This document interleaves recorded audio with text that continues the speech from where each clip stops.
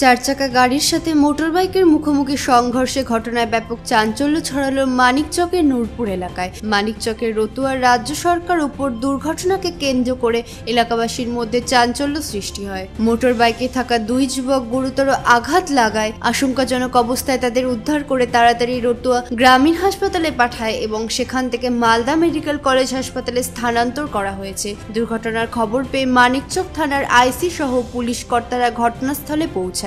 দুটি গাড়ি পুলিশ হেফাজতে নিয়ে যান চলাচল স্বাভাবিক করেছে।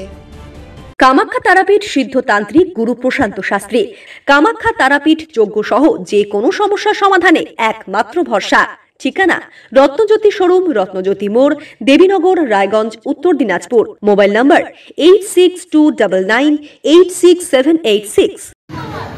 বাইক আর কারের সাথে অ্যাক্সিডেন্ট হয়েছে। বাইকটা আসছিল নূরপুর হসপিটালের দিক থেকে আর কারটা আসছিল নূরপুর স্ট্যান্ডের দিক থেকে। এসে সামনাসামনি মুখোমুখি সংঘর্ষ হয়েছে। এখানে ক্ষতি হয়েছে, বাইকেরও ক্ষতি হয়েছে, বাইক আরোহীরও ক্ষতি আছে, কারেরও ক্ষতি হয়েছে। দোষী তো আর বলা যায় না। এখন হাই স্পিডের গাড়ি, তারও হাই স্পিডের গাড়ি প্লাস বাইকও হাই স্পিডের গাড়ি। আমাদের গার্জেনদের সচেতন হওয়া উচিত। দুটোই যদি হেলমেট পরে থাকতো হয়তো এত বেশি ইনজুরি হতো না। সে খুব ভুল অ্যাক্সিডেন্ট যে কোনো ক্ষেত্রে হতে পারে, সবার ক্ষেত্রেই হতে পারে। একটু ভুলের জন্য বড় বড় অ্যাক্সিডেন্ট হয়ে যেতে পারে, কিন্তু নিজেকে সাবধানে অবলম্বন করে চলা উচিত। রতুয়ায় আমরা নিয়ে গেছিলাম, রতুয়া থেকে ওকে ট্রান্সফার করেছে